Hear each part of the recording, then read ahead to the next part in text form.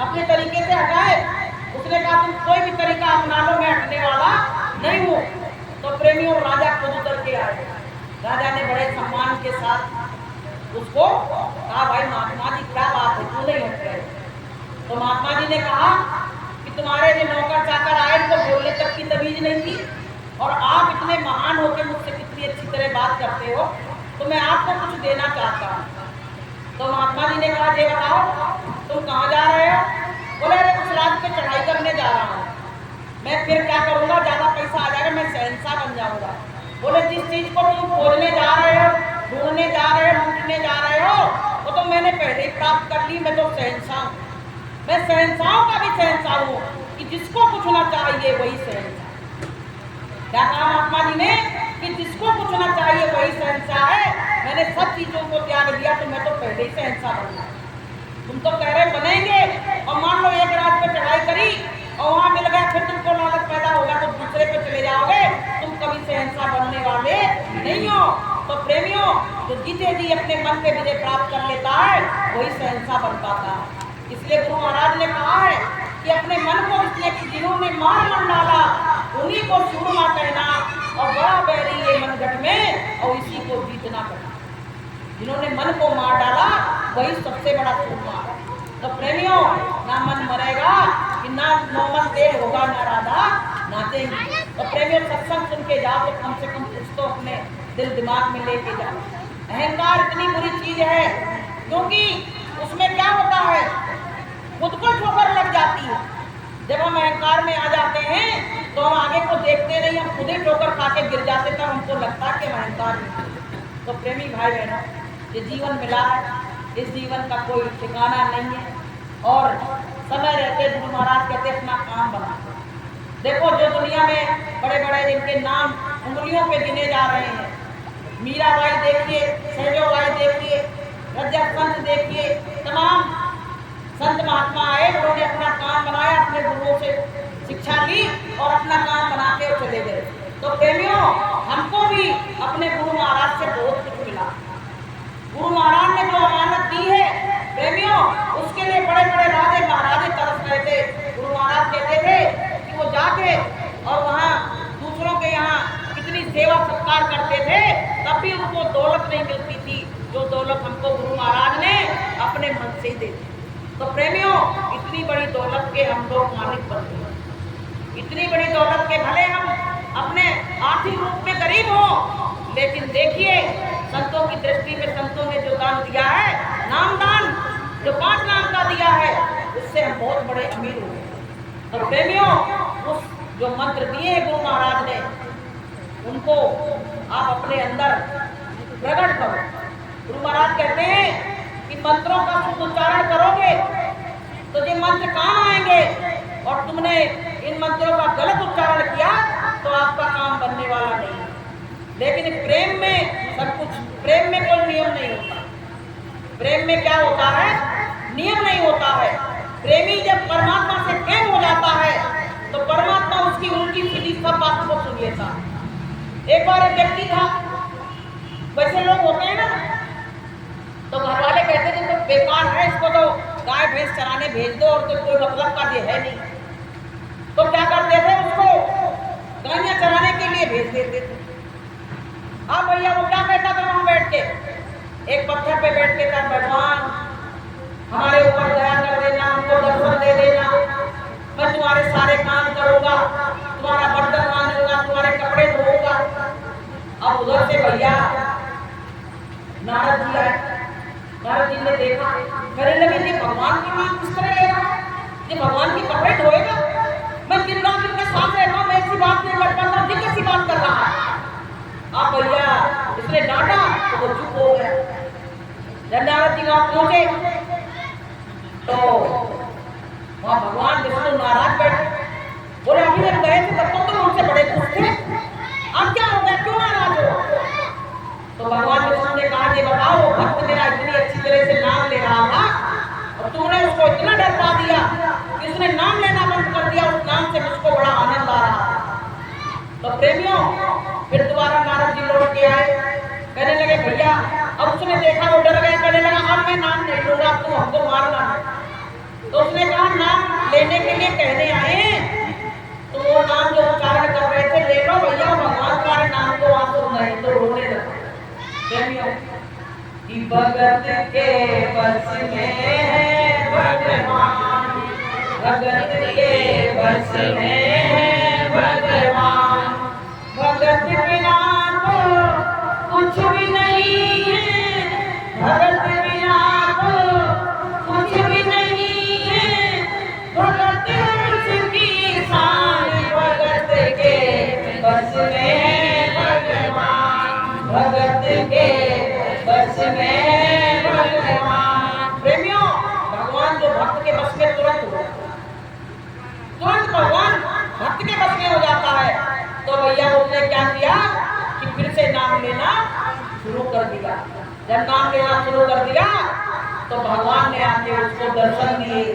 तो प्रेमियों, वो पढ़ा लिखा नहीं था, अनभिज्ञ था, लेकिन उसके हृदय में प्रेम पैदा हो गया परमात्मा के लिए। और उसने प्रेम से नाम लिया कि प्रेम से प्रकट होए में जाना, भगवान प्रेम से प्रकट होता है। तुम्हारे जो तमाम से आडंबरों से प्रकट नहीं होगा। तुम कहो भैया अच्छे अच्छे फूल ले आए, अच्छे अच्छे फल ले आए, अगर भगवान ने तुझे सब पैदा किया, भाई सब रचना तो उसी की है, उसी ने तुझे सब पैदा किया है। तो प्रेमियों, तुमने ऊपर चढ़ा दिया, पर तुम अहंकार कर रहे हो। हम तो भगवान के लिए अच्छे वाले फल लाए थे, हम तो आज भगवान के लिए खुशबू वाले फूल लाए थे। तो बताइए तुम भगवान को क्या दोगे? तो भगवान ने तुमको दिया। तुम केवल क्या दे सकते हो? अपने भाव को समर्पित कर सकते हो, और तुम्हारे भाव से ही परमात्मा रीझ जाएगा। कि पता नहीं किस बात से दयानिधि रीझ जाते हैं, हमारे थोड़े ही बातों से ही परमात्मा रीझ जाता है। तो प्रेमियों, परमात्मा को केवल प्रेम करो, कि राम ही केवल प्रेम प्यारा, जान ले जो जान निहारा, जिनके हृदय दम्भ नहीं माया, जिनके हृदय बसे रघुराया। प्रेमियों, हमको थोड़ा सत्संग में आते आते ये सीखना चाहिए, थोड़ा दान पुण्य भी करते हैं। दान पुण्य नहीं करोगे ना तो तुम्हारा मन उसी धन में रखा रहेगा और तुम सांप बन के फिर आओगे। इसलिए अपने आय का थोड़ा सा दान पुण्य में लगा। एक व्यक्ति था, वो क्या करता था कि जगह जगह से मांग मांग के खाता था और कभी दान पुण्य करता नहीं था। शादी भी नहीं करी थी। बोले शादी करने के बच्चे आ जाएंगे, औरत आ जाएगी, तो भैया हमारा खर्चा हो जाएगा। बहुत लोग अपने बच्चों तक को खर्च नहीं करते, इतनी कच्चेपन हो गई। तो प्रेमियों, क्या हुआ? उनका लोगों ने नाम क्या रख दिया? दानचंद। अब वो एक कमरे में रहता और मांगता रहता था, तो उसके पास नोटों की गड्डियों में ऐसे ढेर लगे। एक दिन क्या हुआ कि मौत आ गई। जितने पैसा आ गया मौत तो आई, मौत तो आई। अब प्रेमियों, क्या हुआ? उसी ने उस गड्डियों के ऊपर दम तोड़ दिया। 4-5 दिन कमरा बंद रहा, बदबू आने लगी। तो लोग कहने लगे दानचंद कहाँ चला गया, दानचंद कहाँ चला गया? तो लोगों ने फिर 4-5 दिन से तो दिख ही नहीं रहा। जब दानचंद का दरवाजा खटखटाया तो दानचंद हो तो खोले, तो दानचंद मरे पड़े। अब भैया जमादार बुलाए गए, बोले दरवाजा खोल के उनको निकलवाया जाए। तो जमादार भी हाथ लगाने को तैयार नहीं। बताइए, नोटों की गड्डियों पर लेटा है और उसमें कीड़े पड़ गए, तो मेटर भी कह रहे हैं हम नहीं भैया इसमें हाथ लगाएंगे। बताइए, अगर वो अपने हाथों से दान पुण्य कर जाता तो कम से कम फर्क तो लगता। प्रेमियों, दुनिया से नोट नोट के कपोड़ के मांग के और रखे और चले गए। क्या मिला? सब यही पड़ा रह जाएगा, कुछ साथ न तेरे जाएगा। सब यही पड़ा रह जाएगा, कुछ साथ न तेरे जाएगा। कैसे सुंदर ये महल बने, कैसे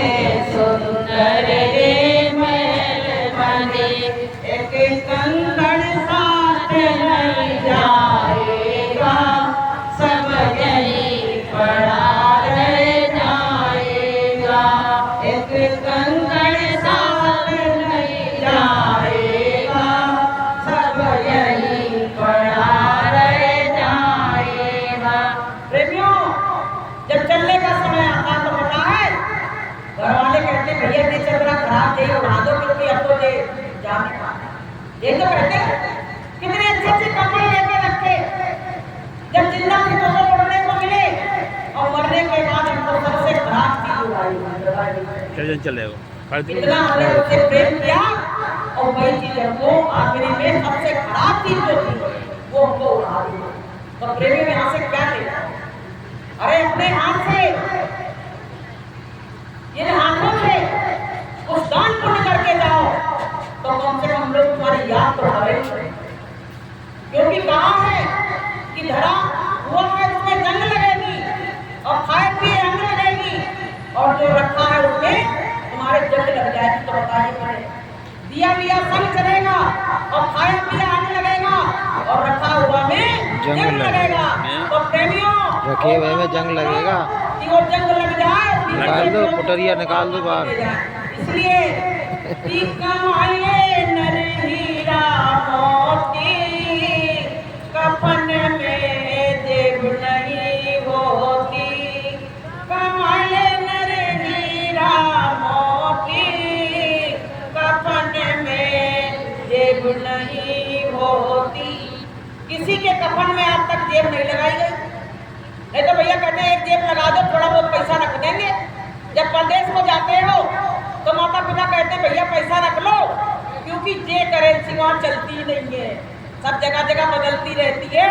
भगवान के यहाँ तो कोई करेंसी है ही नहीं, केवल तुम्हारी पुण्य की और तुम्हारे भजन की यही करेंसी तुम्हारे साथ जाएगी, और जाने वाला नहीं है।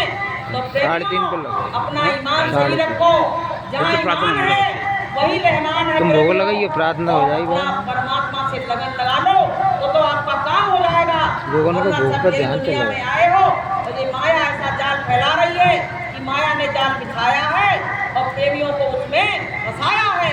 तो प्रेमियों, माया ने सबको फंसा लिया, सबको फंसा के रखा है। तो माया से छूटने का कोई उपाय तो है। संतों ने क्या कहा है कि माया तू ठगनी और मैं जानी। केवल संतों ने माया को पहचान पाया है और कोई ने माया को पहचान नहीं पाया। तो प्रेमियों, इस काया से ज्यादा प्रेम मत करो।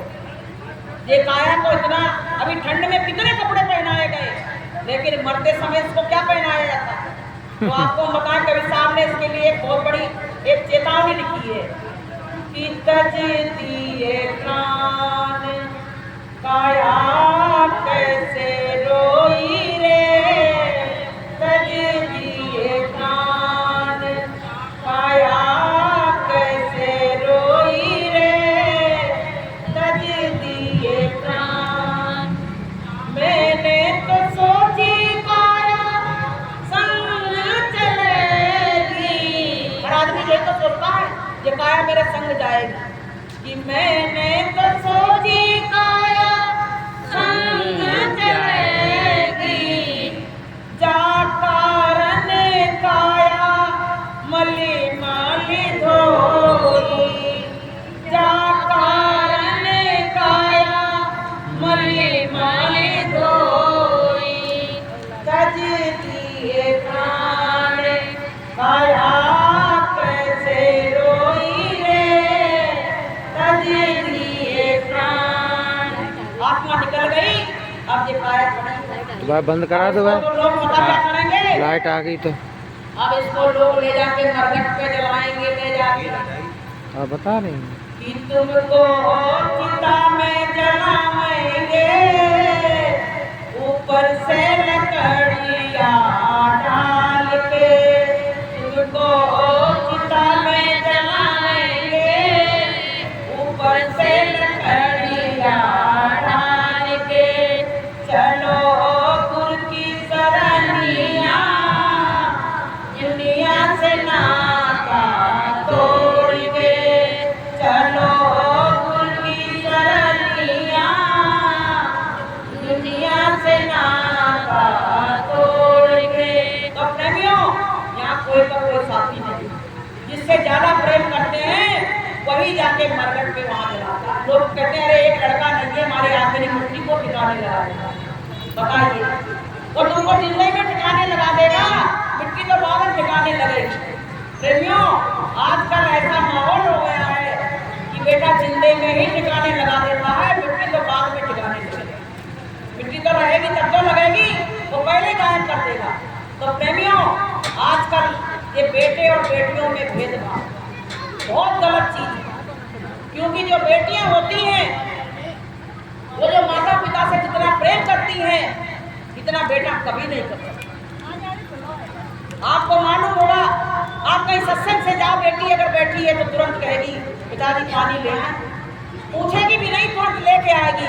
लेकिन बेटा अगर बैठा है तो धीरे से दरवाजा खोल के देख तो लेगा, चोर तो नहीं घुस आया, लेकिन पिता को देखते फिर बंद कर लेगा। बताइए, ऐसे और ऐसे बेटों के लिए तुम मंदिरों में जाके, मस्जिदों में जाके और गुरुद्वारों में जाके और अपने मत्थे को रगड़ रहे हो, रो रहे हो कि भगवान हमको एक बेटा दे दे, मेरा जीवन सुधर जाएगा। प्रेमियों, बेटियों का एक भी बेटा नहीं था, बेटियों का गर्भपात करा रहे। तो प्रेमियों देखिए, अब बच्चियों को जब दिखा लेते हैं अल्ट्रासाउंड करा के कि लड़की है या लड़का, तो उसको मरवा देते।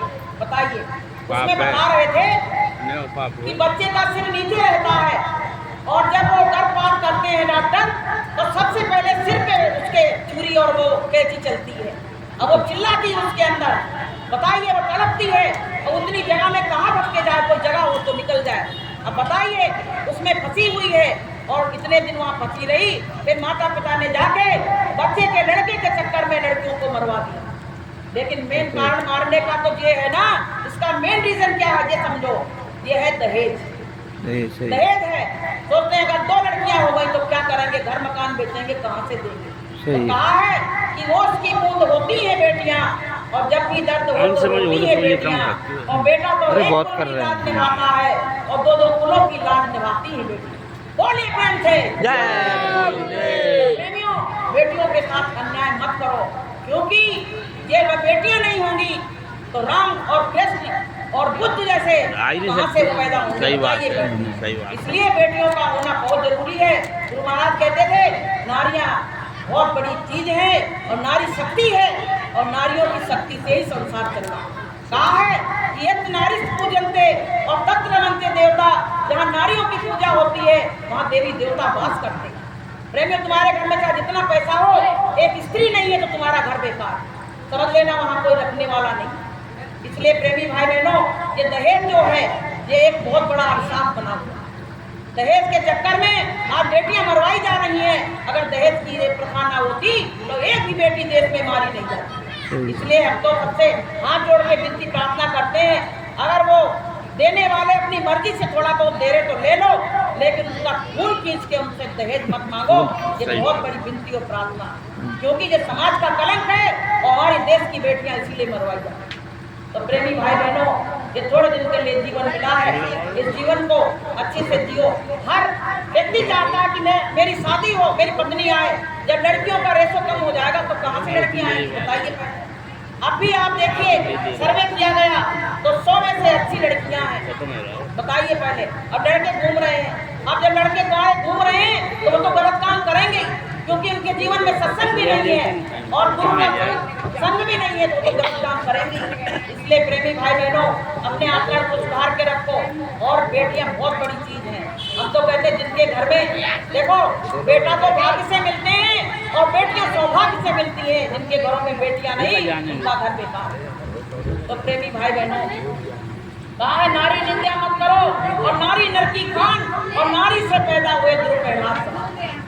तो प्रेमी भाई बहनों, ये क्या है, सत्संग में सब बातें थोड़ी थोड़ी आ जाती हैं, क्योंकि हम एक सामाजिक प्राणी हैं और हमको समाज में कैसे रहना चाहिए, हमको क्या करवाना चाहिए, क्या नहीं करवाना चाहिए।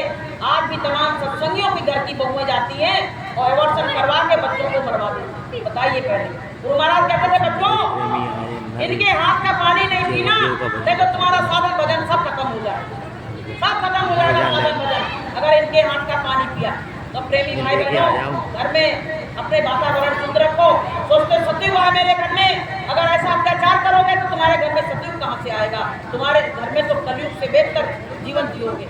इसलिए प्रेमियों, घर में शांति चाहते हो, माला जय गुरुदेव का कह रहे हैं, बोल देना भजन जय गुरुदेव का, नए लोग आए। तो प्रेमियों देखो, अगर भजन करोगे तो बुद्धि सही रहेगी, भजन करने से बुद्धि से चाहे कितनी कुबुद्धि हो, अगर जय गुरुदेव नाम प्रभु का भजन करते रहोगे तो आपकी बुद्धि सद्बुद्धि हो जाएगी प्रेमियों। और अगर भजन नहीं किया तो आपका सब जीवन बिल्कुल बेकार चला जाएगा, आपके बीमारी लग जाएंगी, आपके घर में परेशानी आ जाएगी और तमाम चीजें आ जाएंगी। इसका निवारण किसी डॉक्टर के पास नहीं, किसी वैद्य के पास नहीं है। गुरु महाराज से एक बार किसी ने कहा कि गुरु महाराज में बहुत बीमारी लगी, तो गुरु महाराज ने क्या कहा, भजन करो। एक बोले गुरु महाराज हमारे घर में बड़ी लड़ाई होती है, गुरु महाराज ने कहा भजन करो।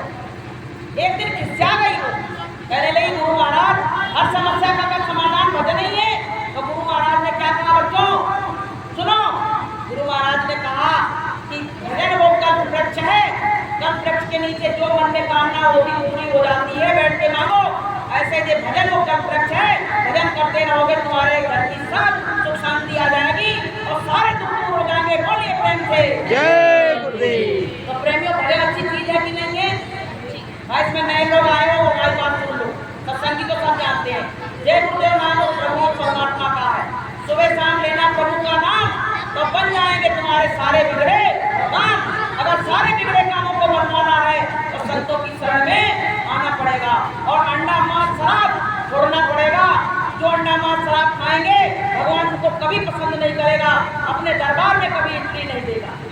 तुम पशुओं की बलि चढ़ाते हो और फिर उसका मांस बना के और प्रसाद समझ के खाते हो। प्रेमियों अगर हमारे घर का बच्चा मर जाता है तो हम ले जाके वहाँ मरघट पे उसको दफना के आते हैं और रोते हैं, आके बैठ के फिर नहाते हैं और तुम उसको रख लेते हो उसके मांस को और खा लेते हो, पेट में कब्रिस्तान बना। गुरु महाराज कहते हैं कि अपने पेट में कब्रिस्तान बना दिया तो भगवान तुमको कैसे स्वीकार करे? बताइए कि रहम नहीं, कि रहम करो रहमान मिलेगा और दया करो तो भगवान मिलेगा। तुम्हारे अंदर रहम नहीं है, दया नहीं है तो तुमको भगवान कभी मिलने वाला नहीं है। इसलिए कहा है कि मांस मछलियां खाते हैं और सुर बांधते हैं और ते नर के जाएंगे माता पिता समेत। अगर माता पिता अंडा ला के खिलाते बच्चों को तो माता पिता को भी नरक में जाना पड़ेगा। ये संतों के वचन है, मेरे वचन नहीं है। अगर कोई बुरा माने तो मेरे वचन नहीं है, संतों ने बताया है। तो इसलिए प्रेमी भाई बहनों, मांस मछली अंडा शराब छोड़ दो। आगे का समय बड़ा खराब खतरनाक आ रहा है। आप जो लोग पहले लॉकडाउन लगा था वो शायद फिर ना लग जाए, क्योंकि वही बीमारी फिर आ रही है दोबारा। तो जितने मांसाहारी हैं, गुरु महाराज ने कहा सारे मांसाहारियों का, शराबियों का, सबका सफाया कर देगी कुदरत। और चंडी मसाल लेके घूम रही है और कह रही है एक एक का विनाश करके छोड़ूंगी।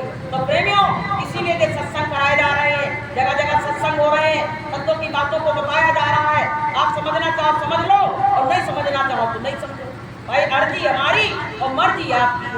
इसलिए प्रेमी भाई बहनों कहा है संतों ने कि सारे दुनिया के नर नारी शाकाहारी हो जाना, सारे दुनिया के नर नारी शाकाहारी हो जाना, शाकाहारी हो जाना, सदाचारी हो जाना, सारे दुनिया के नर नारी शाकाहारी हो जाना। जिन जीवों को मार रहे हो बदला मांग रहे हैं। पता है गुरु महाराज क्या कहते हैं? जितने जीवों को तुम मार रहे हो, जब तुम वहां जाओगे सब खड़े हो जाएंगे, कहेंगे इसने, पूछेंगे इसको क्या सजा दी जाए, तो वही जीव तुम्हारी सजा को मुकर्रर करेंगे कि जिन जीवों को मार रहे हो बदला मांग रहे हैं। कैसे होगी खुदा से यारी शाकाहारी हो जाना, कैसे होगी खुदा से यारी शाकाहारी हो जाना, सारे दुनिया के नर नारी शाकाहारी हो जाना। प्रेमियों शाकाहार जो है वो सबसे अच्छी चीज है। भगवान ने हमारे लिए तमाम मेवा मिष्ठान सब कुछ बनाया, लेकिन मांस तो पता जानवरों के लिए बनाया गया था, शेर जैसों के लिए मांस बनाया गया था, हम लोगों के लिए बनाया गया था, लेकिन हमने जानवरों का हिस्सा भी छीन लिया और जानवरों का हिस्सा भी खाना